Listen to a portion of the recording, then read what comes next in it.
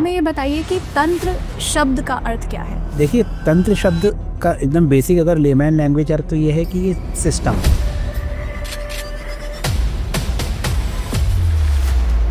अब जैसे आप ये घर में मान लीजिए कि मान लो शंकर जी, काली जी, दुर्गा जी, हनुमान जी, देवता तो ईश्वर तो एक ही शक्ति है, वो विभिन्न रूपों में विभिन्न जैसे कैलिडियोस्कोप में अलग अलग लाइट्स निकलती, इस प्रकार से वो अपने आप को भाषित करते रहे देश काल परिस्थिति के अनुरूप। तो किसी भी स्वरूप को आपने मूर्ति रखी तो पूजा का एक सामान्य जो विधान, सबसे पहले स्नान, मान लीजिए चित्र तो भाव किया, स्नान कराया, वस्त्र, फिर गंध माने चंदन, पुष्प, धूप, दीप, नैवेद्य और आरती।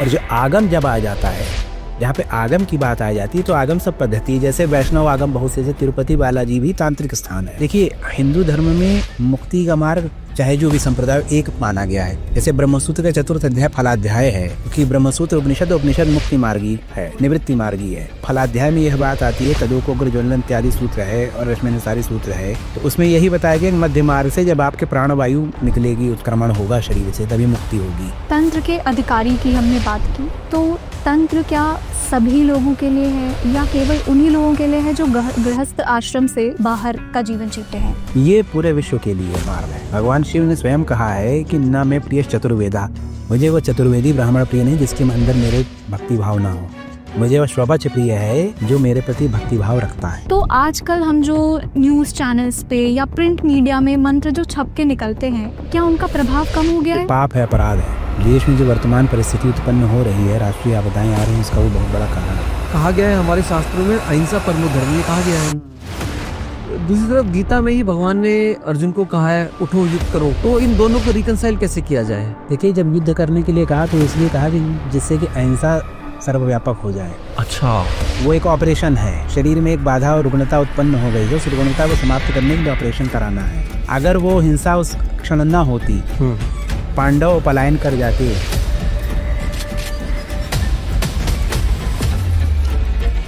तो आज कलयुग का चतुर्थ चरण तभी लग चुका होता। भारत या इंडिया, ये देश जिन परंपराओं, कथाओं और संस्कृतियों से बना है, उन्हें हम जितना अधिक मानते हैं शायद उतना ही कम जानते हैं।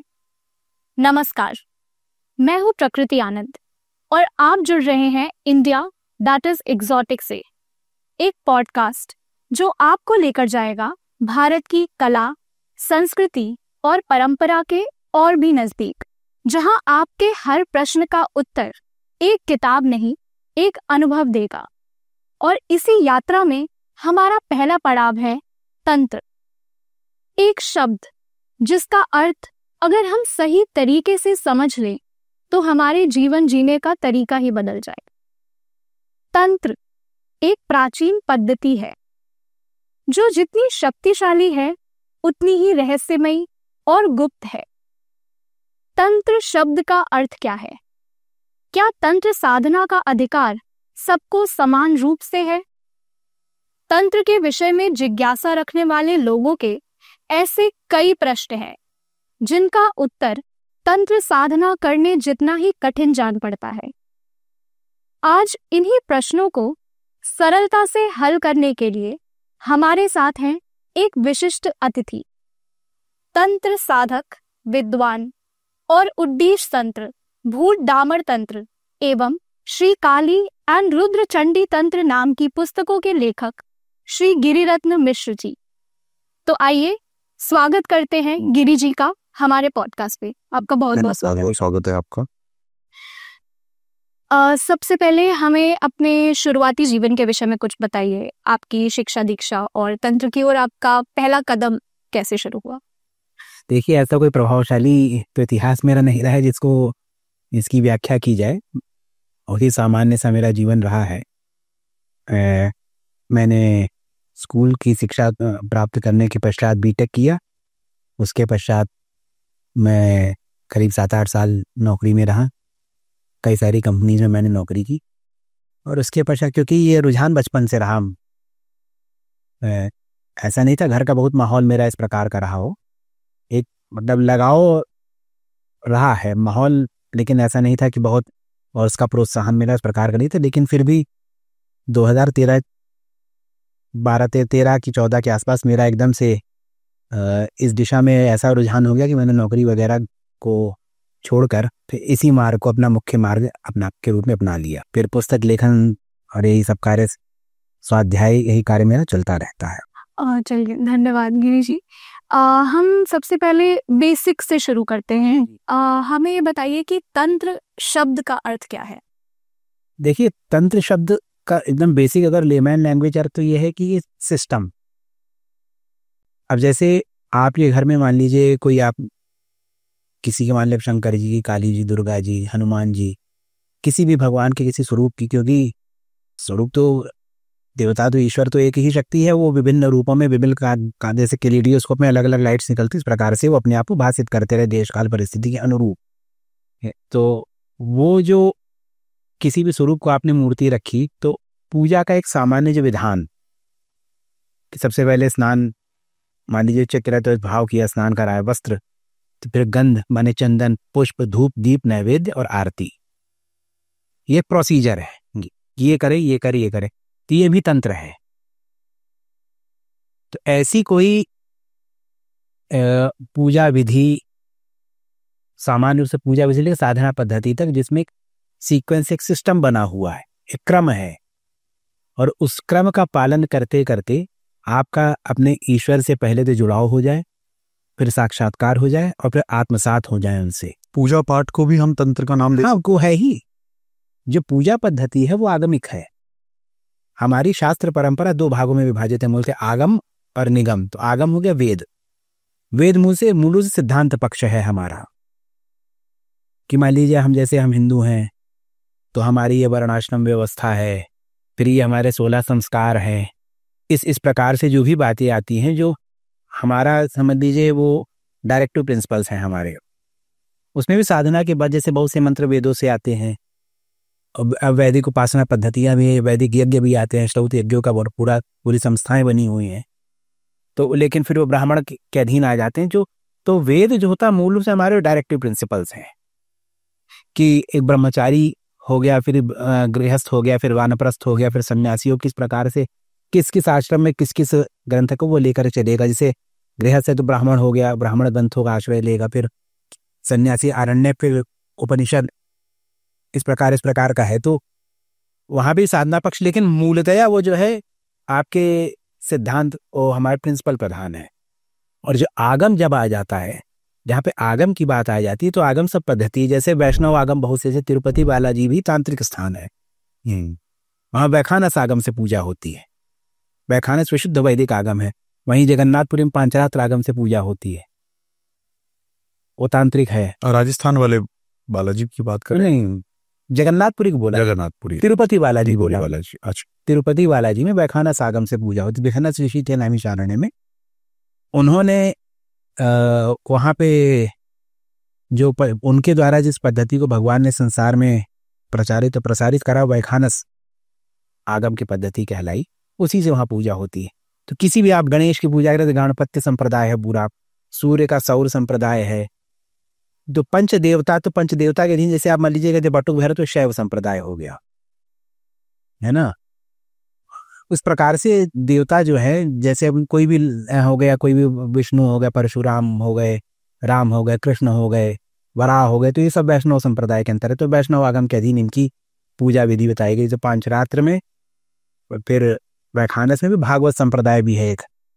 तो भागवत जो पुराण पढ़ाया जाता है, तो जो भक्ति मार्ग, वो भी आगमित है। ये समस्त मार्ग आगमिक मार्ग है।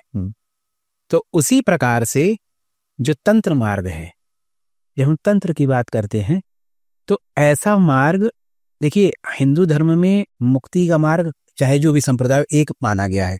जैसे ब्रह्मसूत्र का 4th अध्याय फलाध्याय है, क्योंकि ब्रह्मसूत्र उपनिषद मुक्ति मार्गी है, निवृत्ति मार्गी है। तो उसमें क्या गया, फलाध्याय में यह बात आती है, तदोकोग्र ज्वलन इत्यादि सूत्र है और रश्मिनुसारी सूत्र है। तो उसमें यही बताया गया मध्य मार्ग से जब आपके प्राणवायु निकलेगी, उत्क्रमण होगा शरीर से, तभी मुक्ति होगी। वो कुंडलिनी वाली ही बात हो गई। तो मुक्ति का मार्ग यही है। फिर आप भक्ति मार्ग से कर लीजिए, आप वैदिक मार्ग से, जिस भी मार्ग कीजिए, मुक्ति का मार्ग आपका यही है। तो तंत्र मार्ग में क्या कहते हैं, तनोति विपुलार्थं तत्वमंत्र समर्मितान। तो तंत्र मार्ग क्या कहते हैं, देश और कालाध्याय प्रकार से 2 अध्याय, स्पेस एंड टाइम। तो आप अपने स्पेस और टाइम को रिफाइन कर लीजिए। This body is your space, and time is which you spend till now. आज तक जितना आपने, मैंने इस जीवन की बात नहीं कर रहा हूँ, पता नहीं कितने जन्म हुए होंगे। श्री ललिता सहस्रनाम क्या कहा गया, चरमे जन्मनि साधका श्री विद्योपासको भवेत। अंतिम जन्म में श्री विद्या का उपासक होता है साधक। कितने कितने करोड़ जन्म होते तब वो साधना आती है। सहस्रनाम पाठ चौथा जन्म जन्मनि, सहस्रनाम का पाठ अंतिम जन्म का पाठ कहा गया है। तो अंतिम जन्म की साधना है। जब तक कर्म बंधन से मुक्त नहीं होगा तब तक मोक्ष मार्ग प्रशस्त नहीं होगा। और फिर कर्म बंधन से मुक्त होने के बाद अपने मूल स्वरूप को पहचानना हुआ माई, तो वो स्पेस का शोधन कि यह शरीर जो है ये विश्वमय शरीर है और मैं स्वयं परमेश्वर हूं। ये कुर्सी भी अवतार है, मेज भी अवतार। गीता में भी भगवान कृष्ण ने कहा है कि जिस दिन ब्राह्मण में और चांडाल में और गाय में और कौन सा पशु बताया मुझे याद नहीं आ रहा एग्जैक्ट, इसमें भेद करना भूल जाओगे तो समझ लेना मुक्त होगा। ऐसे ही श्री रामकृष्ण परमहंस का एक प्रसंग आता है।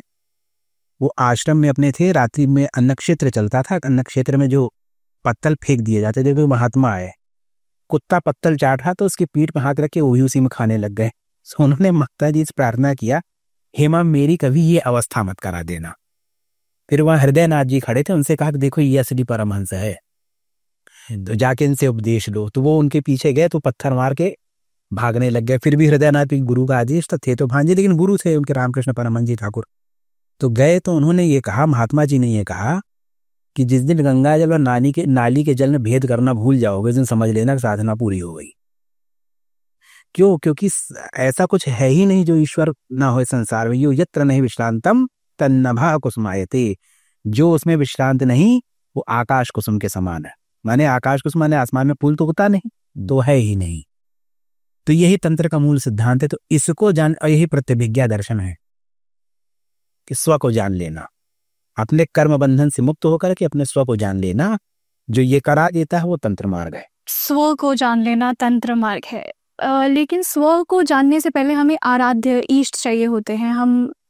हम शैव तंत्रों की बात करते हैं, शाक्त तंत्र हैं और फिर वैष्णव संप्रदाय भी हैं। इन सब के बारे में हमें थोड़ा और बताइए। अब देखिए, ये तो बहुत ही बृहद विषय हो गया। शास्त्रों में अगर शास्त्रों का, जैसे शैव संप्रदाय में ही 3 है, द्वैत, द्वैताद्वैत, अद्वैत। तो जो अद्वैत मार्गी वही शाक्त संप्रदाय का भी सिद्धांत है कि शिव शक्ति को एक माना गया है। तो वही शाक्त संप्रदाय में भी अद्वैत मार्ग, शाक्त संप्रदाय विशुद्ध अद्वैत मार्गी साधना है। तो वो फिर वैष्णव में जैसे बता दिया 3 है। सौर संप्रदाय का साहित्य बहुत ही कम उपलब्ध है, लेकिन फिर भी उपलब्ध होता है। सौरागम तंत्र छपा हुआ है। त्रिश भास्कर नाम से ग्रंथ है, अभी पता नहीं प्रकाशित हुआ कि नहीं हुआ है। ऐसे कुछ और सांब पंचाशिका है, कुछ बातें हैं, साधना गम में बातें, फिर भी बता रहा हूँ मैं। लोग नहीं माने तो मुझे कोई आपत्ति नहीं, लेकिन मैं जो जानता हूँ साथ मैंने जो समझा बता रहा हूँ। जो वेदों में द्वादश आदित्य की बात होती, वही द्वादश काली है तंत्र मार्ग। देवता को किस स्वरूप से, किस प्रकार से आप देख रहे हैं, आकृष्णेन रजसा जो एक ऋचा आती है वेदों की, तो काल संकर्षणी काली कही जाती है। इसीलिए काल का संकर्षण में जो समय को ऑपरेट कर दे हैं। तो आकृष्णेन रजसा जो सूत्र है वेद में आया है, इसकी अगर व्याख्या करेंगे, द्वादश आदित्य का स्वरूप सामने रख करके करेंगे, सूर्य की द्वादश रश्मियों को सामने रख कर करेंगे, तो ये चीज़ आपको साधना रूप से उद्भासित हो जाएगी। उसके बाद आप गणेश संप्रदाय तो बहुत ही प्रबल रहा, लेकिन वर्तमान काल में ये महाविद्या साधना के अंतर्गत इसका अंतर्भाव हो गया है। स्वतंत्र गणेश जी की साधना बहुत मतलब उस प्रकार से व्यापक नहीं रहेगी। शास्त्र इनके भी बहुत सुनते हैं, पुराण इत्यादि हैं, और भी ग्रंथ मिलते हैं, लेकिन जो इनके संप्रदाय थे वो लगभग मतलब अब उतने प्रचारित नहीं रह गए। आपने तो वेद सूक्तों में वर्णन जो किया है माँ काली का वो बताया, लेकिन काफी लोग अभी भी मानते हैं कि वेद से बाहर का मार्ग है तंत्र। साहब ऐसा है, अगर तंत्र की बात करें तो तंत्र में बहुत श्रेष्ठ तंत्र शास्त्र श्री कुलारणव तंत्र समझ लीजिए, प्रधान ग्रंथ है। उसमें खुद ही कहा कि मथित्वा ज्ञान दंडेन वेदम आगम महारणवम। मैंने भगवान शिव कहते हैं वेद जो है आगम महारणव, आगम महारणव माने वेद आगम महारणव है, मतलब महासागर है आगमों का। उसको ज्ञान दंड से मसकर मैंने ये तंत्र निकाला है। फिर अगर आप पद्धतियों पे जाएंगे तो तंत्र मार्ग की ऐसी कोई पद्धति नहीं है जिसका वैदिक आधार ना हो। बहुत सामान्य जैसे पंचमुंडी आसन, नौमुंडी आसन, अग्निचयन होता है। श्रौत यज्ञ में एक अग्निचयन पे पुस्तक भी छपी हुई है पूरी। उसमें क्या कहते हैं, जो इष्टि बनती है, इष्टिका बनती है, उसमें 5 पशुओं के सिर वगैरह लगाए जाते हैं, और भी बहुत सी बातें हैं। ये मैं एक चीज पूछना चाहूंगा जी। महाराज जी आपसे, जो तंत्र शब्द से एक भयभीत सी चीज या ऐसा देखिए, क्यों हुआ लगता क्या है? है कि प्राचीन काल में तंत्र मार्ग अत्यंत रहस्यमयी रहा। एक तरफ हम उस पे पूजा से रिलेट भी करते हैं उसमें। नहीं, वही बता रहा हूँ, ये अत्यंत रहस्यमयी मार्ग है। पहली चीज तो ये है, पहला तथ्य ये अत्यंत रहस्यमयी मार्ग है। ये मार्ग रहस्यमयी होने के कारण क्या, जन सामान्य जब किसी साधक पास जाता तो यही कहता, महाराज बहुत कष्ट से जाओ, तुम्हारा कष्ट का निवारण कर देंगे। तो कष्ट निवारक ही रह गया जन सामान्य में। फिर बहुत से लोगों ने इसी कमर्शियल प्रयोग करने शुरू कर दिए। अब जैसे षटकर्म है, 3 प्रकार के कर्म होते हैं, शांतिक, पौष्टिक और षटकर्म। तो शांतिक कर्म होता है, मान लीजिए किसी ग्रह बाधा है, प्रेत बाधा है, इस प्रकार किसी व्यावसायिक बाधा है, जीवन में किसी भी प्रकार की बाधा है, तो उसकी शांति हो जाए, निवृत्ति हो जाए। पौष्टिक माने कि किसी का व्यवसाय नहीं चल रहा, व्यवसाय चलने लग जाए, संतान हो जाए, विवाह हो जाए, नौकरी प्रमोशन, इस सब के लिए पौष्टिक कर्म। और षटकर्म मारण मोह चाटन वशीकरण, ये शक्ति साधक को ईश्वर देते हैं कि मान लीजिए वन में कोई एकांत में साधन कर रहा है, तो वहां पर कोई आया, कुछ लोग हैं डिस्टर्ब कर रहे हैं, तो उनका सम्मोहन कर लिया, वशीकरण कर लिया। बहुत ज्यादा वो है तो उच्चाटन कर दिया, मान ले कोई उत्पाती लोग हैं कि और भी जीवों का उच्चाटन कर दिया, चले जाए।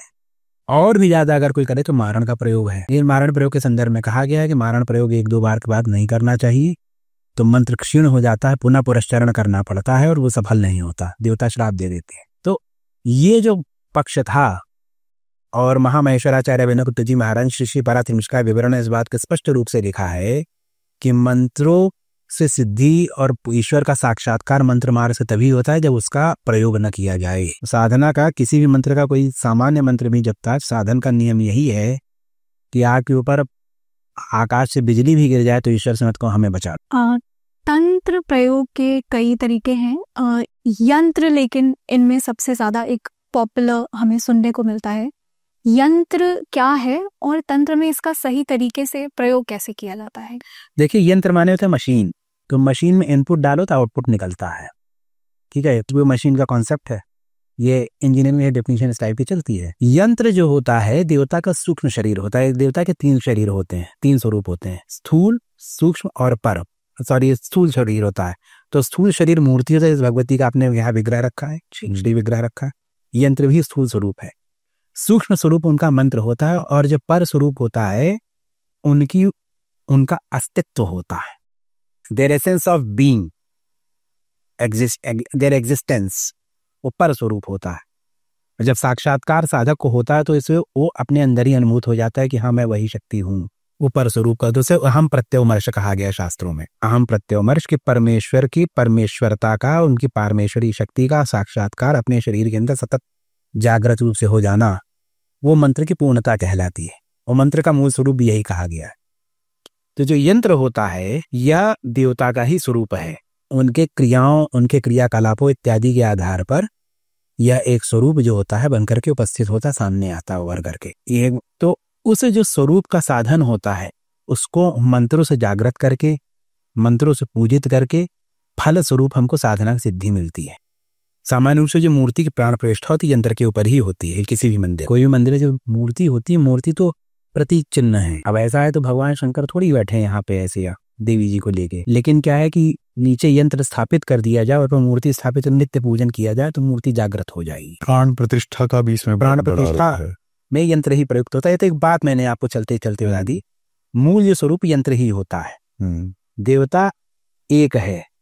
अब ये कुछ इस प्रकार से है कि जैसे आपने मुझसे कहा कि इस बिल्डिंग पे आ जाओ, आप ऑफिस में आइए, मैं इस फ्लोर पे बैठा हूँ, नीचे ऊपर फ्लोर में नहीं जा रहा हूँ, मैं यहीं बाहर चला जाऊंगा, लेकिन I have visited this office, मैं इस ऑफिस में आ चुका हूँ जी।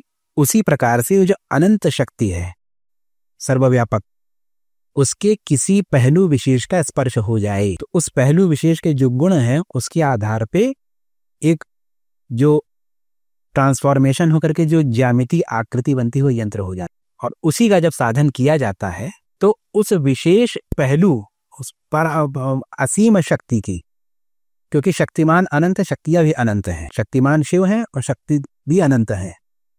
जितने स्वरूप हम जानते हैं हम तो कुछ नहीं जानते, एक स्वरूप के भी इतने अंश हैं वक्त्र कोटि सहस्रेषु जीवा कोटि हृदयरपि। भगवान शिव स्वयं 1 करोड़ मुंह से, जिसमें एक एक वक्त्र कोटि सहस्रेषु 1000 करोड़ मुंह हो, जीवा कोटि शत, और एक एक मुंह 100 करोड़ जीवाएं हो, तो भी भगवती किसी एक स्वरूप का भगवान शिव स्वयं वर्णन नहीं कर सकते। तो हम तंत्र को शिव और शक्ति से जोड़ सकते हैं, जो शुरुआत जो हुई है। हाँ, तो तंत्र मार्ग, विशुद्ध तंत्र की जब बात आती है शाक्त मार्ग हो जाता है। आगम तो बहुत से हैं, वैष्णव शैव सौर सबके आगम है, लेकिन जब तंत्र की बात आती है, तंत्र वो डायरेक्ट प्रोसीजर है कुंडलिनी जागरण का। इसके बहुत सी परिभाषाएं हैं, लेकिन जो एक सर्व सामान्य शब्दों में अगर आप मुझसे कहो कि एक बात में, तो एक सामान्य परिभाषा ये बनती, कुंडलिनी दीपन करा दे।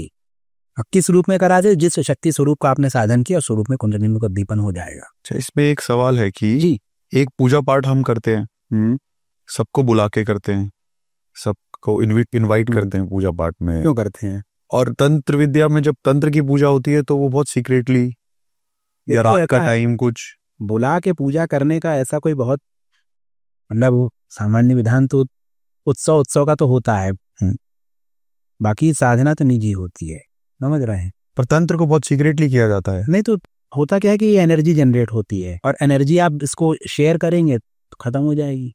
तंत्र मार्ग में गोपनीयता का ही प्रधानता है।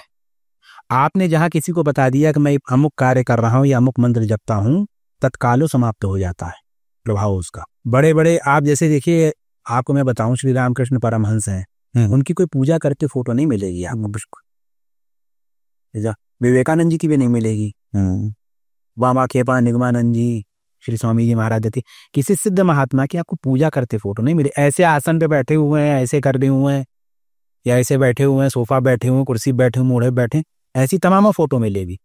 पूजा करती फोटो नहीं मिलेगी, किसी साधक की, सिद्ध महापुरुष की फोटो नहीं मिलेगी। और तंत्रमार्ग के बारे में तो कहा गया, तहखाने में मंदिर होना चाहिए जहां कीड़े मकोड़े भी ना देख पाए। जीव जंतु मनुष्य की तो बात ही छोड़ दी है, केवल जिसकी उस मार्ग में दीक्षा है, जो देखेगा तो उसको दोष हो जाएगा, क्योंकि वो जो ऊर्जा उत्पन्न होती है, उस ऊर्जा को, भाई हाई एनर्जी है, मान लीजिए करंट का तार है, कोई पकड़ ले हाथ से तो उसको करंट लगेगा, आप वो रिसेप्टर नहीं है तो यू विल बी ट्रबल्ड, ये चीज है। और आपने रिसेप्टर की बात की, तो तंत्र साधना में शरीर और इंद्रियों पर हम बहुत बात सुनते हैं, तो हमारे शरीर और इंद्रियां क्या मोक्ष का मार्ग है या मुक्ति के मार्ग में बाधा है?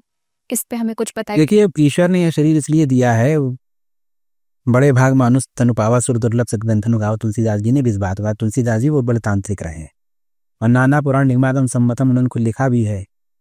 और देखिए, जो उपदेश हो रहा है शिव का पार्वती को हो रहा, काशी में लिखा गया है। आगम की परिभाषा, आगता शिव वक्तृभ्यो गतश्च गिरिजा श्रुतौ, समझ में आ गई बात। मतम च वासुदेवेन तस्माद आगम उच्यते, माने जो शिव के द्वारा कहा जो गिरिजा के कान में जा रहा है, जिसमें वासुदेव का मत हो, वो आगम होता है। तो रामचरितमानस भी आगम है, क्योंकि शिव कह रहे पार्वती सुन रही हैं, और वासुदेव का मत है, वासनात् वासुदेव से वासितम भुवनत्रयम सर्वभूत निवासोऽसि वासुदेव नमस्ते। इस वासुदेव के मत को सुनने से क्या होता है, हमारा स्पेस कोऑर्डिनेट सिद्ध होता है। क्यों?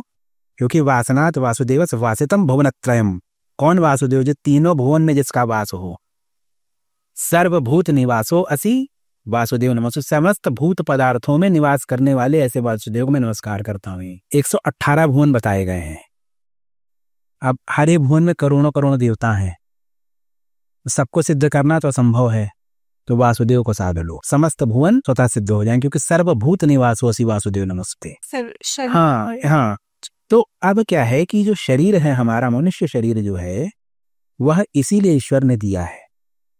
देने का मूल उद्देश्य यही, बाकी हम इसका जो भी प्रयोग करें, स्थूल सूक्ष्म कारण शरीर, तो सूक्ष्म शरीर में भी साधना होती है, लेकिन उसे बहुत लंबा समय लगता है, क्योंकि अन्नमय कोश से ऊर्जा को अंदर पहुंचाना थोड़ा आसान हो जाता है। यौगिक क्रियाएं हैं, मंत्र की क्रियाएं, उस सब पे वो चर्चा का विषय नहीं, क्योंकि साधनात्मक पक्ष है, उसका सिद्धांत भी चर्चा नहीं किया जा सकता। लेकिन जो साधना की जा रही है, जो हम साधक साधना कर रहा है, इस शरीर से कर रहा है, उससे आत्मा पे ऊर्जा ज्यादा तेजी से पहुंचती है। और जब ये शरीर छूट गया तो ऐसे भी विधान है, श्री तंत्रा लोग अगर आप देखेंगे तो 25वें 26वें आने खुद आप पलट के देखिएगा, उसमें अंत्येष्टि के समय दी जाने वाली दीक्षा है, मृत्यु के समय दी जाने वाली दीक्षा है, मृत व्यक्ति को दी जाने वाली दीक्षा है, लेकिन ऐसा गुरु होना चाहिए। सूक्ष्म शरीर में वो दीक्षा प्राप्त हो जाती, साधक मुक्त हो जाता है। लेकिन जो इस शरीर में कर लिया ज़्यादा, क्योंकि भाई अन्नमय प्राण में सब कोश जितने बताए गए हैं, मनोमय विज्ञान में जो कोश बताए गए हैं, आनंदमय कोश या फिर स्थूल सूक्ष्म कारण शरीर, तो ये क्या है, ये चैनल्स बनाते हैं from where first we generate energy and then that energy goes to inner core, और हमारी आत्मा के ऊपर से समस्त आवरण हट जाते हैं, इसलिए आवरण पूजा की जाती है तंत्र में। यंत्रों की आज देखिए, यंत्र में बीच में बिंदु बना रहता है, आज देखिए, और उसमें कई सारी लेयर्स बनी रहती हैं, तो एक एक लेयर एक एक आवरण कहलाता है। तो साधक के जैसे जैसे आवरण हटते जाएंगे तो बिंदु पहुंचे, बिंदु पे ईश देवता का साक्षात्कार होता है, बिंदु पे देवता विराजमान है, एक तरीके का व्यू है ये। पंचमकार एक शब्द है जो तंत्र में बहुत सुनने को मिलता है, ये है क्या, और इसका प्रयोग करने का क्या केवल कुछ ही लोगों को हक है, केवल वही लोग कर सकते हैं? देखिए ये क्या है पे नहीं जाएंगे, इसका अधिक बस इतना बता दूंगा, क्योंकि पंचमकार सबको पता है, तंत्र कम पता होता है, पंचमकार ज्यादा पता होता है, क्योंकि लोग अपनी जो आकांक्षाएं हैं और अपनी गलत आदतें हैं उनको जस्टिफाई कराने के लिए सर ज्यादा आते हैं, अपनी खान पान की प्रवृत्ति को। इसका अधिकार बहुत ही सीमित लोगों को होता है, जो उच्च स्तरीय साधक होते हैं उनको होता है। शास्त्र ये कहते हैं, श्री महानिर्वाण तंत्र में ऐसा आया है कि अगर मान लीजिए कोई सड़क से जा रहा है साधक, विशुद्ध वाम मार्गी साधक, और मदिरा की उसको सुगंध आ गई, तो सूर्य को देखकर 3 बार प्राणायाम करेगा गायत्री से, अने प्रायश्चित करे। अब जैसे एलोपैथी आयुर्वेद में बहुत सी दवाएं बनती हैं जिसमें हड्डी उड्डी सब पड़ती है, एलोपैथी में भी बनती, कॉड लीवर ऑयल की गोली बनती है, और भी बहुत सी दवाएं बनती, सांप के जहर से भी शायद सुनते दवा बनती है, बहुत सी चीज़ बनती हैं। तो अब इसका अलग नहीं सांप का जहर पी लिया जाए, उससे भी नशा होता है, कई तरीके की चीज़ें होती है, या शराब से ही दवा बनती है, अफीम से दवा बनती है, इन सब चीज़ों का औषधीय प्रयोग होता है। बहुत सी दवाएं ऐसी होती हैं जिनसे नशा चढ़ता है, लोग लेने लग जाते, फिर डॉक्टर प्रिस्क्रिप्शन आवश्यक होता है खरीदने के लिए। तो यह जो है ये देवता के साधन का अंग है, ये साधनात्मक अंग है, तो उसको उसी के लिए जिसको तेन त्यक्तेन भुंजिता की अवस्था में पहुंचा हो, कि साधना का अंग है इसलिए प्रयोग है, बाकी हमारा से कोई लेना देना नहीं है, ये उस अवस्था के साथ। और उसमें फिर बहुत से नियम क्यों किया जाता है इसके भी सिद्धांत हैं, लेकिन उस विषय में प्रवेश करने का कोई औचित्य नहीं है। तंत्र के अधिकारी की हमने बात की, तो तंत्र क्या सभी लोगों के लिए है या केवल उन्हीं लोगों के लिए है जो गृहस्थ आश्रम से बाहर का जीवन जीते हैं? ये पूरे विश्व के लिए मार्ग है।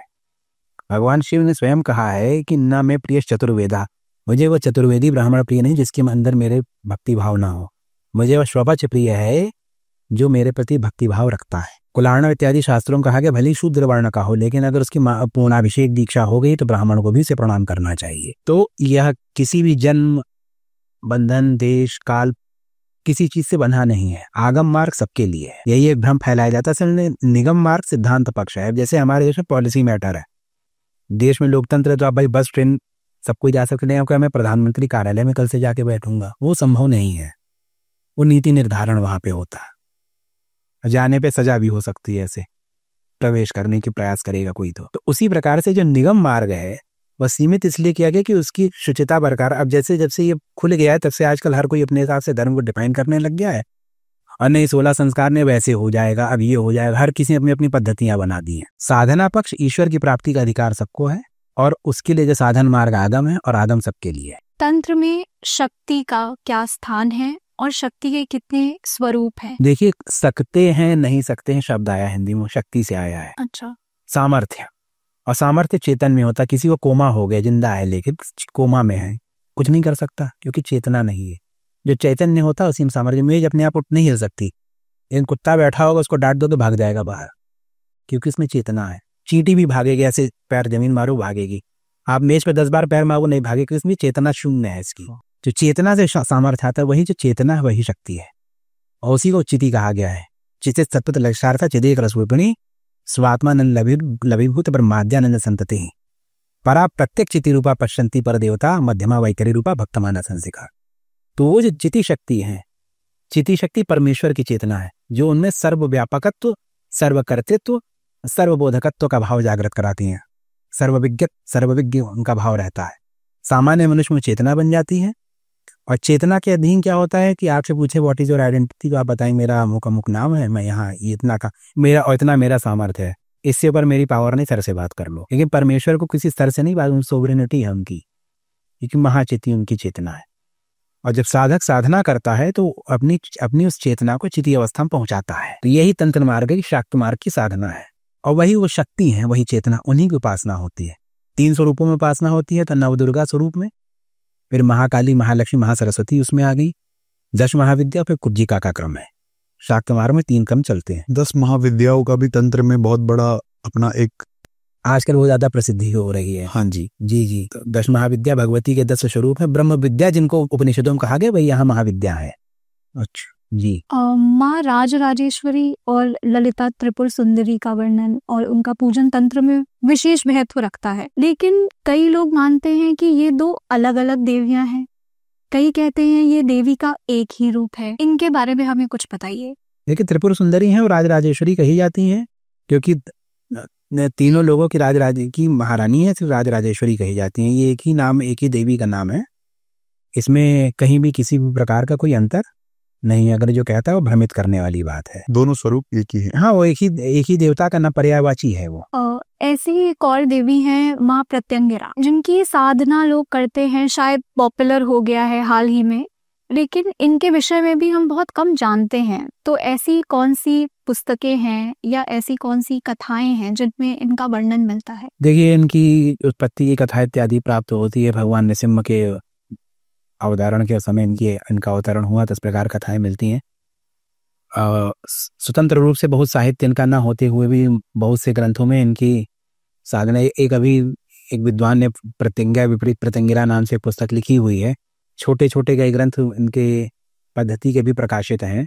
इसके बाद कई सारे ग्रंथों में प्रकीर्ण रूप से इनके बारे में मतलब मिल जाता है। जैसे बहुत से संग्रह ग्रंथों में प्राप्त होता है साधना की पद्धति।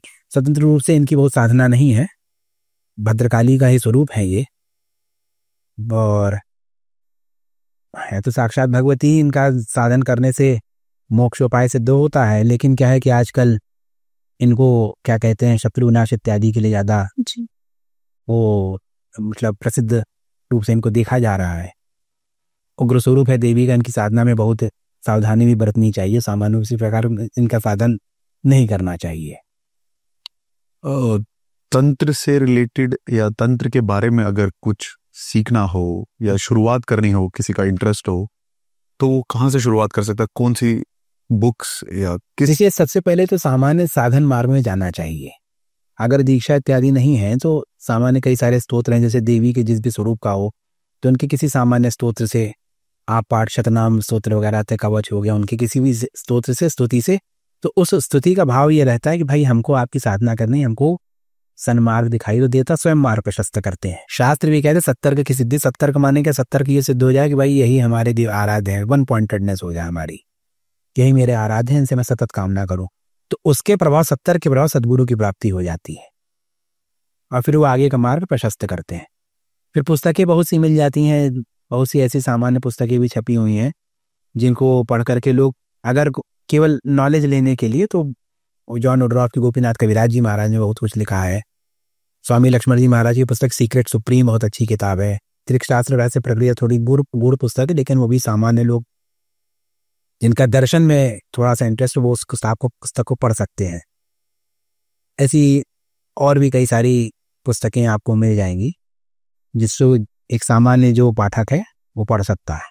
कहते हैं कि जब साधक तंत्र मार्ग पे चलने के लिए तैयार होते हैं तो गुरु स्वयं प्रकट हो जाते हैं। आपके जीवन में भी क्या ऐसा हुआ कि जब आपने निश्चय किया तो आपको गुरु की प्राप्ति हो गई? गुरु की कृपा तो हुई है, बिना गुरु कृपा के मार्ग सुलभ नहीं है जी। गुरु तो होना ही होना है। मतलब ऐसा कोई साधक ऐसा नहीं जिसका गुरु ना हो, और जिसका कोई नहीं तो उनकी करणेश्वरी देवियां ही उनको दीक्षा देती हैं। उनके जो अंतःकरण की जो शक्तियां होती हैं, जिनसे अंतःकरण संचालित, जो करणेश्वरी देवी कहलाती है, स्वयं उनको दीक्षित करती हैं और पूर्णाभिषिक्त भी कर देती हैं। ऐसे बड़े सांसिद्धिक गुरु कहलाते हैं, बड़ी उच्च अवस्था। ऐसा कोई सामान्य रूप से सड़क चलते आपको ऐसा गुरु नहीं मिलेगा। ऐसे गुरु बड़े दुर्लभ दिव्य होते हैं, शरमण महर्षि इत्यादि हो गए। लेकिन सामान्य लोक में गुरु की साधना बड़ी आवश्यक है। उनकी साधना किए बगैर इस मार्ग में, और गुरु ही प्रधान है असल तंत्र मार्ग में। उसकी कृपा जब हो जाएगी तो आपकी पूर्णता हो जाएगी। इसमें एक तंत्र के नाम पे मैं एक वर्ड जोड़ूंगा, पाखंड, जिसमें आजकल लोग बहुत ज़्यादा सक्रिय हैं या साधु का वेश में बोलते हैं कि हमें तंत्र विद्या आती है, बट कई लोग उनके चक्कर में पड़ने के बाद उनको बाद में पता चलता है। तो वो कोई भी नॉर्मल इंसान या जो एक नॉर्मल जीवन जीता है उसको कैसे पता चलेगा कि हाँ ये तंत्र विद्या से रिलेटेड है या फिर कुछ को निवारण मिलेगा उससे? इसीलिए मैंने कहा कि साधक को, देखिए शास्त्र ने कहा गुरु की भी परीक्षा ली जाती है। श्री कुलारना तंत्र की बात की, इसमें गुरु के गुण और अवगुण बताए गए हैं। ये अवगुण हो तो उनसे दीक्षा उनके पास मत जाना हो। तो करीब सैकड़ों अवगुण बताए गए हैं कि ये अवगुण मिले अगर उसमें तो ना जाना उनके पास, ये गुण होने चाहिए। इस प्रकार की बात वहां पर आती है। और बाकी सबसे सामान्य विधि तो यही है कि जिस देवता के स्वरूप का आपको आकर्षण हो उनकी सामान्य स्तुति प्रार्थना आप प्रारंभ कीजिए। चित्र रखे गंध पुष्प धूप दीप नैवेद्य और उनका कोई स्तोत्र स्तुति पाठ कीजिए जो सामान्य हो, जो दीक्षा के अधीन ना हो, तो स्वयं आपका मार्ग प्रशस्त कर देंगे। बाकी जहाँ तक पाखंड की बात, ये हर कालखंड में अभिनवगुप्त को भी पाखंडी गुरु ने ठग लिया था। हम लोग तो बहुत सामान्य लोग, उन्होंने खुद इस बात को लिखा है कि मैं फंस गया था, मैं हाथ जोड़ता हूँ उनको दूर से। तो हम लोग तो बहुत ही सामान्य, उन्हें जब साक्षात शिवावतार को लोगों ने लिए तो हम लोग कहाँ डाल गए हैं। आपने दीक्षा का वर्णन किया है। दीक्षा का ही पार्ट है मंत्र, और कहते हैं कि मंत्र गुरु और शिष्य के बीच में गुप्त होना चाहिए। तो आजकल हम जो न्यूज़ चैनल्स पे या प्रिंट मीडिया में मंत्र जो छप के निकलते हैं, क्या उनका प्रभाव कम हो गया है? पाप है, अपराध है। देश में जो वर्तमान परिस्थिति उत्पन्न हो रही है, राष्ट्रीय आपदाएं आ रही हैं, उसका वो बहुत बड़ा कारण है। आजकल सुबह आप चैनल ऑन करो, कोई भी महाराज जी बैठ के बता देते हैं 5 यंत्र, ये तंत्र आप पढ़िए या मंत्र पढ़िए, और ये कैसेट चल रही गायत्री मंत्र के, चल रहे मंत्र के मंत्र, ये सब पाप है। जो कर रहा है उसके जीवन में डाउनफॉल चल रहा है, वो पकड़ नहीं पा रहा होगा। तो एक तरफ दीक्षा का रूप है, एक तरफ उसको मननात् कहते हैं, तस्मात् मंत्र में विधीयते, मनन करने से जो त्राण दे वो मंत्र होता है। जिसका मनन किया जाए त्राण दे। और स्वामी विशुद्धानंद परमहंस जी कहते हैं जो मन को त्राण दे वो मंत्र होता है। तो इसमें बाह्याचार, ये मनोमय कोश से आगे की साधना है। अन्नमय कोश का काम केवल माला फेरने का है। प्राणमय कोश का काम केवल प्राणों को नियंत्रित करने तक ये अन्नमय कोश करेगा। बाकी ये मनोमय कोश से आगे किसी विज्ञानमय कोश और आनंदमय कोश तक की साधना है। इसमें बाहर के 2 कोशों का बहुत ज्यादा प्रयोग है। निःशुद्ध शरीर की साधना है ये। स्थूल शरीर केवल साधन रूप रहता है माला चलाने के लिए, और जब हमेशा माला से करना चाहिए। जो 108 दाने होते हैं उसमें 100 शतरुद्र होते हैं, 8 जो होते हैं आपके अष्टभैरव, और जो मेरु होता है महाशिव होते हैं, और फिर मातृकाएं होती हैं। शिव शक्ति का मिलन हुआ तो फल की उत्पत्ति हुई। इसलिए जब हमेशा माला, बिना माला के जब राक्षस जब कहलाता है। जो कैसेटों में जब बज रहा है, इससे बड़ा कोई दोष नहीं है। किसी भी मनुष्य को अगर पूजा में जप करना है या मंत्र पढ़ना है, दीक्षा लेकर के विधिवत पद्धति से। और माला का नियम यह है, माला गुरु को भी नहीं दिखाई जाती, उसको छुपा के, और वो हमेशा वो मुखी इसलिए कपड़े में रहती है। हाँ जी, हाँ जी, हाँ जी। गुरु को वो कपड़ा बदलना हो तो अकेले एकांत में बदला जाता है, जेब में लेके नहीं चलना चाहिए। तो जनरली माला को कहीं पे भी जप कर सकते हैं या फिर पर्टिकुलरली एक जगह कोई स्थान फिक्स होना चाहिए। देश और काल शुद्ध करना है तो एक निश्चित समय पे निश्चित स्थान पे करेंगे तो सफलता बहुत जल्दी मिलेगी। अगर बहुत यात्रा वाले तो भी कहीं बैठ के ढूंढ के, और बहुत समय नहीं तो करमाला से कर ले, लेकिन नियमित साधन करना है। आपने बताया कि अगर हम कहीं भी मंत्र जप कर रहे हैं या सही तरीके से नहीं कर रहे हैं तो उससे दोष लगता है, लेकिन हम एक DIY स्पिरिचुअलिटी के युग में जी रहे हैं जहाँ हर कोई अपने तरीके से तंत्र साधना करना चाहता है। हाँ, तो फिर वो अपना भोगेंगे, उसके लिए हम क्या कर सकते हैं। देखिए, अगर आपको IIT में पढ़ना है तो IIT के लिए तैयारी करके फिर वहाँ उसी हिसाब से पढ़ाई करनी हो। आप अपने हिसाब से नहीं चला सकते। ये ओपन यूनिवर्सिटी का कोई कोर्स नहीं चल रहा है। एक सेटअप, एक सिस्टम है, प्रोटोकॉल है। अब आप ऑफिस में आए तो गमछा पहन लपेट के नहीं आ सकते है ना। DIY युग में यहाँ कोई ड्रेस कोड होगा, कुछ होगा, डेकोरम होगा। आबे तबे करके बात नहीं कर सकते आप, क्योंकि मैं सामान्य बात कर रहा हूँ। उस तो जब सब जगह कोई डेकोरम है तो उसका भी डेकोरम है, और जब उसको आप फॉलो करेंगे तो ईश्वर अपने आप ऐसी व्यवस्था बना देंगे कि सब चीजें आपकी बनती जाएंगी। लोगों को आजकल क्या है, सब चीज क्विक चाहिए। मशीन में सामान डाला, कपड़ा धुल के निकाला, खाना डाला, खाना पक के निकाला। तो साधना भी ऐसी साधना में नहीं होता। साधना अपना समय लेगी, उसमें कोई मतलब शॉर्टकट नहीं है। कई पूजा पाठ में मैंने देखा है, जैसे कि लोग कहते हैं पंडित जी 2 घंटे में कर दो, 3 घंटे में कर दो, पर वो पूरा पूजा पाठ हो सकता है 5 घंटे का उनकी तरफ से। पंडित जी भी उनका साथ देते हैं कि हाँ जी चलो कोई क्या करेगा भाई, यथा राजा तथा प्रजा, सब ऐसे ही सब चल रहा है। जैसा लोग यजमान है, पंडित जी को भी भाई दक्षिणा चाहिए। हाँ। बिल्कुल सही बात है। उसका कोई कुछ कर नहीं सकते। लेकिन जो नियम है, नियमतः अगर होगा तो वो आपको निश्चित साधन देगा। से विवाह इत्यादि में आप देखिए किस प्रकार से हो रहा है। विवाह में जो मंत्र पढ़े जाते तांत्रिक मंत्र हैं, जो विवाह में मंत्र पढ़े जाते तो तांत्रिक मंत्र हैं। उस समय बोला जाता है कि एक वर और वधु विष्णु और लक्ष्मी जी का रूप होते हैं। अब आप आजकल पूरा फोकस जो डांस और ये सब पे रह गया, शादी के ऊपर तो कोई फोकस रह नहीं गया है, फोटो शूट और ये सब पे रह गया। जो मूल विवाह है वो है जो पद्धति होनी है, मेन फोकस उस पे होना चाहिए। वो सब चीज पे रहने के तो इसलिए कि आजकल बहुत सी समस्याएं भी आती हैं। तो जो संस्कार है या जो भी साधन है, साधन का एक नियम है। उस नियम से अगर आप चलेंगे तो निश्चित सफलता मिलेगी। उसमें अमरोग शासन में भगवान गोरखनाथ जी ने स्वयं कहा कि एक दिन सिस्टम से करके देख लो, और अगर समझ में ना आए तो मान लेना मेरा वचन झूठा है। जैसे कई बार दुकानदार है ना, हमारे सामान लेके देखो, अगर ना समझ में आए तो लौटा देना। तो वो चीज वो कह रहे, एक दिन विधि से करके देख लो, ना समझ में आए तो समझ लेना मेरा वचन झूठा है। हमने तंत्र के सिद्धांत के बारे में बात की है। कौन सी ऐसी पुस्तकें हैं हिंदी और इंग्लिश में, कुछ एक अगर आप हमें जो देख रहे हैं उनके लिए बता पाएं कि तंत्र सिद्धांत को सही तरीके से समझने के लिए वो पुस्तकें उनकी मदद करें, तो ऐसी कौन सी कुछ एक पुस्तकें हैं? इसे आपको बताया मैंने अभी, गोपीनाथ कविराज जी ने बहुत अच्छी पुस्तकें लिखी हुई हैं, सीक्रेट सुप्रीम है, ऐसी बहुत सी पुस्तकें आई हुई हैं। हमारे आचार्यों ने बहुत सी अच्छी पुस्तकें, सिद्धांत रस करके श्री पीताम्बरा पीठ से पुस्तक छपी हुई है, तो बहुत ही अच्छी सिद्धांत रस, बहुत ही अच्छी, उसमें कुछ ही लेख संग्रह वहाँ से ग्रंथ छपा हुआ है। गीता प्रेस का कल्याण के कई विशेषांक, शक्ति अंक है, शिव अंक है, साधना अंक है, योग अंक है। ये सब तो अगर कोई ढंग से पढ़ ले तो फिर वो तो मतलब वो बहुत बड़ा बाबा बन जाएगा, किसी बाबा ही बनने की इच्छा हो तो। क्या तंत्र के बारे में हर किसी मनुष्य को जानना जरूरी है या होना चाहिए वो ज्ञान? अगर साधना पथ में जाता है तो जो साधना पथ जा रहा है उसको ज्ञान होना चाहिए, क्योंकि केवल साधना से नहीं मोक्ष की सिद्धि तब होती जब शास्त्र ज्ञान भी हो। शास्त्र का ज्ञान भी। शास्त्र ज्ञान के अभाव में क्या हो रहा है आजकल, देखिए गुरु परंपराओं में भी जिसको जो चाहे वो मंत्र उठा के दे रहे हैं। मंत्र एक प्रेस्क्रिप्शन है कि किसको क्या देना है, किस आदमी को कौन सी दवा देनी है, ये बड़ा महत्वपूर्ण है। किस आदमी को कौन सी, जिसको आवश्यक ना हो उसको दवा देने का क्या मतलब है। तंत्र से आपके जीवन में ऐसा सबसे बड़ा बदलाव क्या आया है? ये नहीं बता पाएंगे हमारा। कुछ भी एक छोटी सी कोई कहानी हो, कुछ हो आपके मन में, प्रेरित करे जो लोग देख रहे हैं उनको तंत्र के मार्ग पे सही तरीके से चलने के लिए, ऐसा कुछ अगर ही तो जो भी हो बता नहीं सकते। अच्छा, अब कमिंग जनरेशन में, अब आज की जो अभी आने वाली जनरेशन है, तो इस तंत्र विद्या से बहुत ज्यादा रिलेट तो नहीं रख पाएंगी जहां तक है। आजकल तो बहुत ज्यादा अट्रैक्शन बढ़ रहा है कमिंग। बिल्कुल नई जनरेशन का तो बहुत ही ज्यादा बढ़ रहा है। हाँ जी, बस इतना सा है कि तो वो उपाय के लिए देख रहे हैं या सीखने के लिए? दोनों प्रकार की चीजें जा रही हैं, दोनों प्रकार की चीजें जा रही। फैसिनेशन हर प्रकार का है, क्योंकि कहा है यत्रासि भोगो न तत्र मोक्ष, यत्रासि मोक्ष न तत्र भोगा, श्री सुंदरी सेवा तत्परा नाम भोगश्च मोक्षश्च करस्त एव।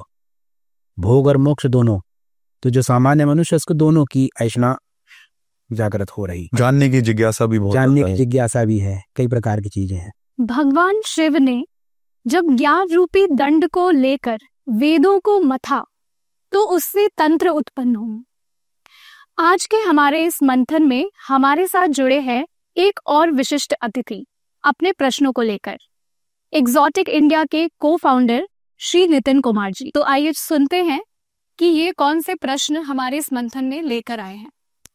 तो आज गिरी जी के दर्शन से हम अपने आप को बहुत भाग्यशाली अनुभव कर रहे हैं, हम भी भाग्यशाली अनुभव कर रहे हैं। और मैं गिरी जी के बारे में ये कहना चाहूँगा कि जो मेरा निजी अनुभव है इनके साथ, कि ये एक उच्च कोटि के एकेडमिक तो हैं ही, लेकिन एक बहुत ही अच्छे साधक भी हैं। तो जो भी ज्ञान इन्होंने अर्जित किया है या लोगों के साथ शेयर किया है, अपने जीवन में भी उसको उन्होंने बहुत उतारा है।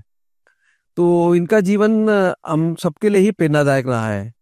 आज के युग में एक ब्राह्मण को कैसा रहना चाहिए, ये गिरी जी के जीवन में हमें देख के पता पड़ता है।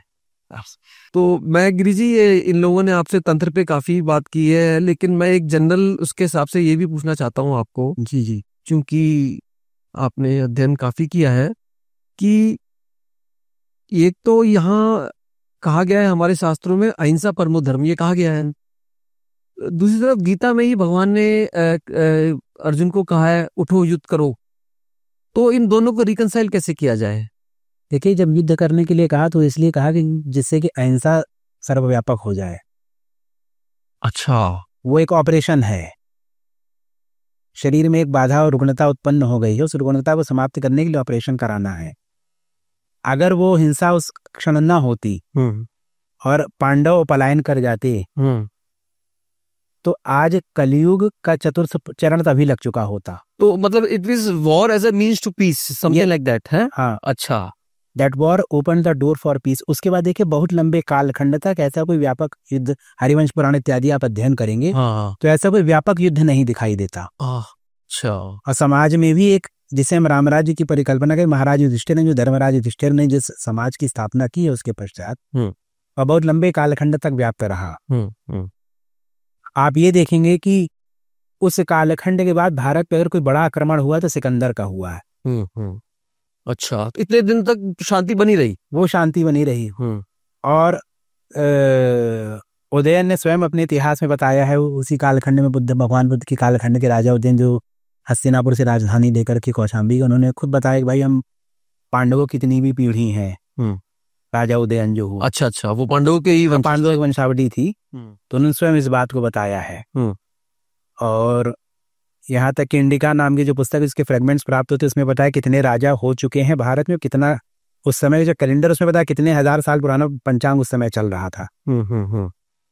जब सेलूकस और मेगास्थनीज आए थे, जब इंडिका लिखी गई थी उस कालखंड में, तो वो जो शांति व्याप्त हुई उस युद्ध के कारण बहुत व्यापक रही, बहुत लंबे समय तक रही। जैसे भगवान आदि शंकराचार्य ने जिस शांति को व्याप्त कराया शास्त्रार्थ के माध्यम से, वह बहुत लंबे कालखंड तक रही। आज परिस्थितियां फिर बहुत बिगड़ गई पिछले 200-300 साल में। देखिए हुआ क्या है कि अंग्रेजों ने काम तो बहुत किया, लेकिन जो हमारे उन्होंने वो पढ़े लिखे समझदार थे, उनको पता था मंदिर तोड़ने फायदे नहीं, मंदिर फिर बना लेंगे, क्योंकि उनको पता था यहाँ शिक्षा व्यवस्था बहुत मजबूत है। उन्होंने शिक्षा व्यवस्था को आघात पहुंचाया, हमारे गुरुकुल के सिस्टम को आघात पहुंचाया। डॉक्टर धर्मपाल की लिखी पुस्तक है फुल ट्री, उसको आप पढ़िए। हाँ जी, उसमें बताया गया है कि हमारे गुरुकुलों में शूद्र और ये जो पिछड़ी जाति के लोग ज्यादा पढ़ते थे अगली जातियों की तुलना में, और ये मंदिरों के गुरुकुल होते थे। और ये 1825 का सर्वे है, उस सिस्टम को ही नष्ट कर दिया, समाज के बहुत बड़े वर्ग को शिक्षा से वंचित करा दिया।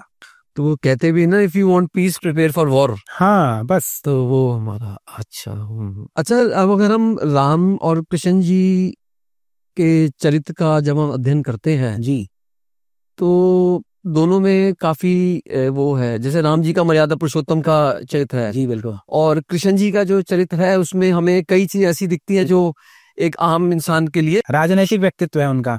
अच्छा, हाँ। और कलयुग में कैसे जीना कृष्ण बताते हैं। कलयुग में कैसे जीना, क्या मतलब?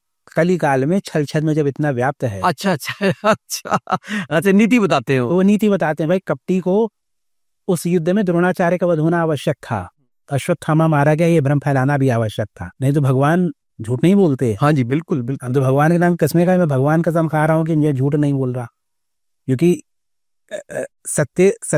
सत्य के ऋतंभरा जी कहते हैं, ऋतंभरा प्रज्ञा तो स्वयं ईश्वर की, कृष्ण की प्रज्ञा ऋतंभरा है। जो स्पिरिचुअल इंट्यूशन के कृष्ण का ऋतंभरा है और किसी का नहीं है, स्वयं भगवान है। लेकिन ऐसा उन्होंने कि धर्म की स्थापना, तो कलयुग में धर्म को किस प्रकार से प्रोटेक्टेड रखना है, जिस प्रकार से अंतर्द्वंद और बाह्य द्वंद भारत में इस प्रकार समय व्याप्त है। देखिए किस प्रकार से आक्रमण हो रहे हैं बाहर से, अंदर से भी उसको समर्थन मिल रहा है।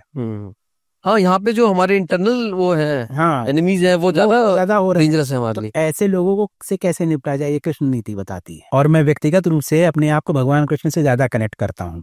मैं अवध का निवासी हूँ, भगवान राम हमारे राजा हैं। हाँ जी, लेकिन मैं कृष्ण से अपने ज्यादा कनेक्ट करता हूँ, क्योंकि वो मुझे एक प्रैग्मेटिक अप्रोच वहां से मिलती है।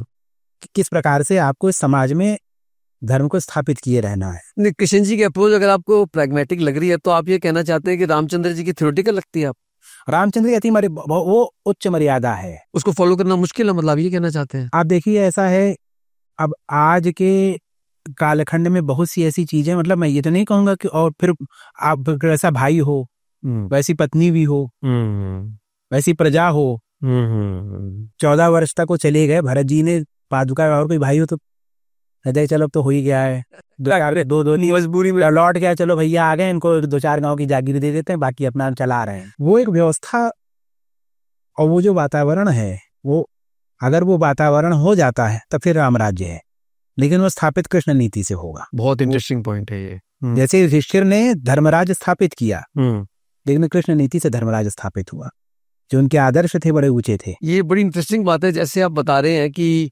कृष्ण नीति से राम राज्य का स्थापना होगी, तो ऐसे ये भी कहा जाता है कि आप शिव जी की पूजा करोगे तो आपको कृष्ण जी की भक्ति प्राप्त होगी। बिल्कुल, यथा शिवमय विष्णुरम विष्णुर्मय शिवा, शिव और विष्णु तो एक दूसरे में लीन है, अंतर्लीन है। तो क्या किसका ध्यान करते, तो शिव विष्णु का ध्यान करे, विष्णु शिव का ध्यान कर रहे हैं। भागवत में भी आया है कि वैष्णव नाम परम शंभु, हाँ, यथा शंभु, हाँ। भागवत में कहा गया है, जैसे नदियों में गंगा है, देवताओं में अच्युत है पुराण, और वैष्णवों में जितने भी वैष्णव सर्वप्रथम भगवान शिव हैं, उसके बाद कोई अन्य वैष्णव है। रामानुज, वल्लभ, चैतन्य, ये सब शिव के बाद गिनती शुरू होती है। हनुमान, सबसे बड़े वैष्णव भगवान शिव स्वयं। वैष्णव नाम परम शंभु, पुराणा नाम च भागवतम, और पुराणों में भागवत है। द्वादश स्कंद में ये कारिका आती है। भागवत पुराण के जब आप वो करते हैं, जब उसके बारे में बात होती है जी, तो कलयुग का बड़ा ही रोचक वर्णन है भागवत में, और वो सब हम अपने सामने होते हुआ देखते हैं। बिल्कुल बिल्कुल। कि जैसे मेरे को याद आता है, भागवत में लिखा हुआ है कि कलयुग में जो है, जो पत्नी के रिश्तेदार होंगे वही आपके मेन सही सम्मिति रह जाएंगे। वहाँ सब जगह चल रहा है यही। और पास के तीर्थ छोड़ के लोग दूर के तीर्थों में जाएंगे। हाँ हाँ हाँ। तो उसमें श्रीधर स्वामी ने जो टीका लिखी, उसमें लिखा भाई पास के तीर्थ कौन से हैं? उन्होंने पूछा, बोले माँ बाप की सेवा, वो सबसे बड़ा तीर्थ है, उसको छोड़ के तुम हरिद्वार जा रहे हो। हाँ हाँ हाँ। तो घर में गुरुजनों की सेवा करिए। और जैसे हमें का वृद्ध तो विज्ञान, वृद्ध तपो, वृद्ध आसपास जो है उनकी सेवा करिए। ये स्वयं मार्ग प्रशस्त कर देगा ज्ञान का। और मैं थोड़ा सा हटके आपसे एक बात कहूँ, क्योंकि आज के युग में मैं समझता हूँ कि अभिनव गुप्ता के विषय में आप ही एक सबसे बड़े विद्वान हैं। ऐसा नहीं, बहुत से विद्वान। हाँ हाँ, हम तो सबसे आखिरी पायदान नहीं। तो कहते हैं कि अभिनव गुप्त और शंकराचार्य जी, इनके सिद्धांत अंत में जाके बिल्कुल एक अद्वैत की हाँ, बिल्कुल। देखिए, इस पे मेरी एक बार आपसे फोन पे भी चर्चा हुई थी, मैंने फोन पे भी आपसे पूछा था, प्रस्थानत्रयी आदि शंकराचार्य ने कहीं नहीं कहा है। ठीक है, ये शब्द नहीं आया, मतलब ये शब्द उन्होंने उनके भाष्य में नहीं आया, उनके भाष्य में कहीं उन्होंने ये प्रयोग नहीं किया, ना प्रकरण ग्रंथों में किया, ना भाष्यों में किया है। हाँ जी, यह बात की अवधारणा है। और जब आप उपनिषदों को पढ़ेंगे तो, या ब्रह्मसूत्र को ही पढ़िए, तो उसमें बहुत से सूत्र ऐसे हैं। अब एक में स्पंद का सिद्धांत आता है। हाँ, आता है उस सूत्र, वो शब्द का वो बताने के लिए। हाँ, उसमें तो स्पंद का कुंडलिनी से औडुलोमी ऋषि की वहां पे प्रशस्ति करते हैं, आदि शंकराचार्य भी करते हैं। औडुलोमी ऋषि ने यही कहा कि जब मोक्ष सिद्धि होती है तो चेतना व्याप्त हो जाती है। यही अद्वैत काश्मीर मतलब अभिनव गुप्त के परमाद्वैत का भी यही सिद्धांत है। तो बादरायण ऋषि कहते हैं औडुलोमी ने जो कहा उससे हमारे मत का खंडन है, समर्थन करते हैं। बहुत से ऋषियों का कार्य इत्यादि दार्शनिकों का खंडन होता है उसमें, लेकिन औडुलोमी का खंडन नहीं होता है। औडुलोमी कंपनाच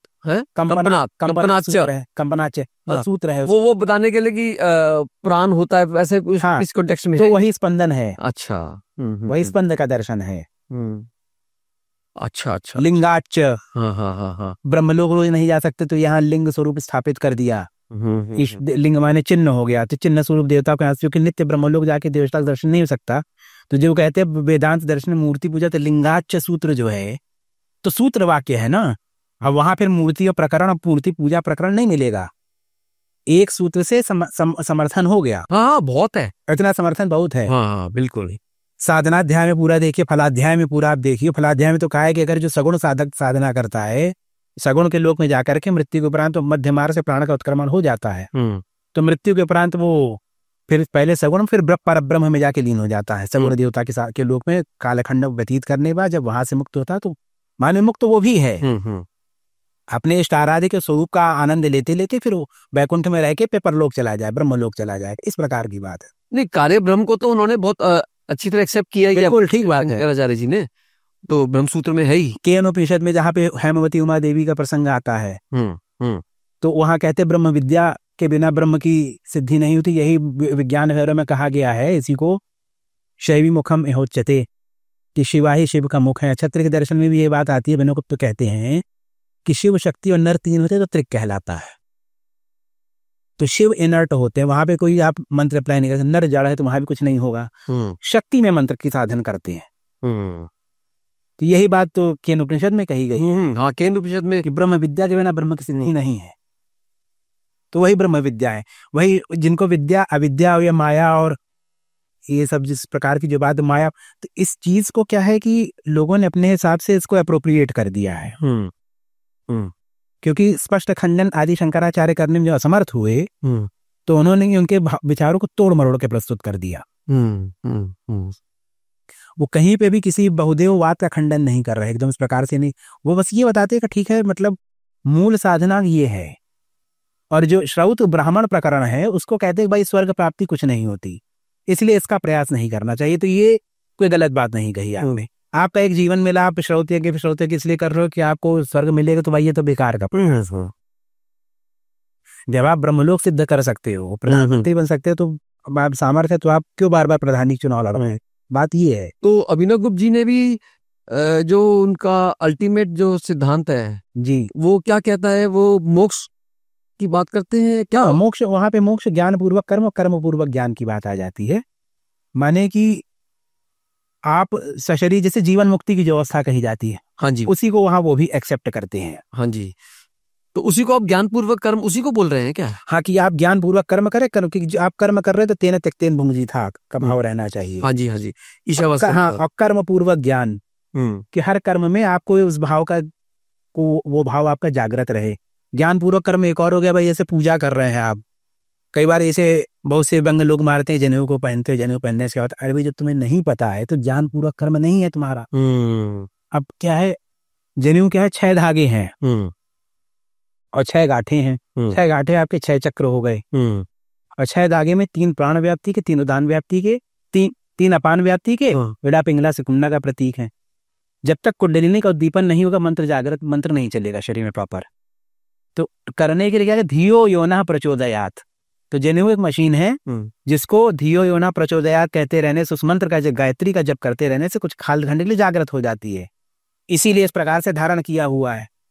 तो जब वो जागृत हो जाएगी तो उसके बाद जो भी पूजा करोगे सफल हो। इसलिए गायत्री पहले की जाती है, पूजा बाद में की जाती है। बहुत सुंदर, बहुत सुंदर बताया आपने, समझ रहे हैं? तो साधन का मूल, अच्छा, जब अब जैसे शंकराचार्य भाई, जो जिसकी कुंडली जागृत हो गई, वो सन्यास ले लिया उसने, उसको जनेऊ का कोई पहनने का कोई, भाई जब काम हो गया तो थोड़ी आप, बिल्कुल ठीक बात है। अब आप पैंट शर्ट पहन के घर जाएंगे थोड़ी पहने रहेंगे, और पहन कुर्ता पैजामा या कुछ भी पहन लेंगे, उसका काम खत्म हो गया। तो उसी प्रकार से वो भी है। शिखा जो होती है ब्रह्मरंध्र का आसार का प्रतीक है। तो वो मशीन चार्ज होती है उस मंत्र से। भागवत में जो